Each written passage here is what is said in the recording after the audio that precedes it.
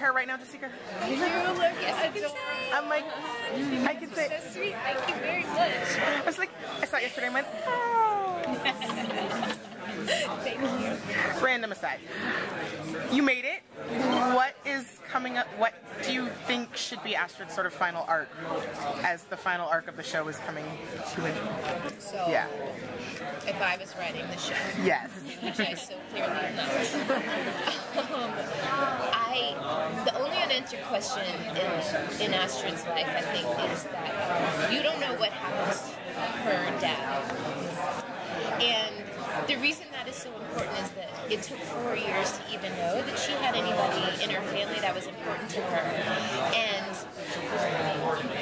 And when you meet him, it's because the other Astrid has come to say that her father has died, which I'm sure got this Astrid's mind, you know, on a roller coaster, you know, thinking, oh, you know, what about this whole your parents have to die thing, and what does that mean for you as a person, and how do you live your life with that? Like, that's such a lovely, relatable experience to have. So in season 5, you know, Astrid has been ambered kind of spontaneously. You know, it was a last-minute decision, so I don't think that she had time to prep her father that there was the potential of that happening. I don't even think that she would leave her father if she had known that she was going to have to be ambered. And so I just want there to be some kind of resolution with that, even if it's just her wondering, you know, how he was feeling when she didn't come home that day. That's what I would like to see in season 5. That would be the biggest priority for Astrid.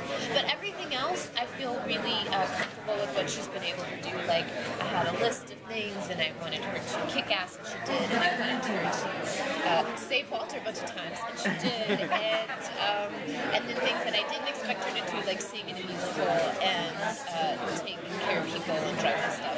And so she got to do all of those things, and then this last blaring thing about her family is the only thing that is left open. She gets to play kind of a superhero. I mean, without the future, it's kind of a wonderful opportunity. Yeah, it is really cool, and there's so much at stake.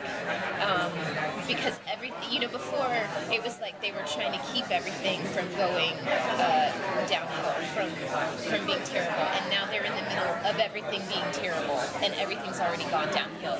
So it's like they're having to try and reverse, you know, the effects of everything, which is a really huge task, especially because they don't know, you know, where all the team members are. They don't know where Olivia is, and then you've got like William Bell's hand in a block of amber. Like, it's just so crazy. And the first episode picks up like directly after 19, so you don't know what got them there in the first place, like how they got ambered and why Olivia is part of the group. There's all these unanswered questions, and the really great thing about only having 13 episodes to tell the story is that I was telling another group of people, when you have 22 episodes, you have so many filler episodes in between to get you to these major plot points, and I don't think that we'll have any of those. It's just going to be major storyline, so it's like the concentrated orange juice instead of like the watered down orange juice for a full season, which I'm totally happy with. I'm excited. I think we'll go out with a big bang. Are you looking forward to playing opposite John as Walter now with all pieces of his brain intact? He was,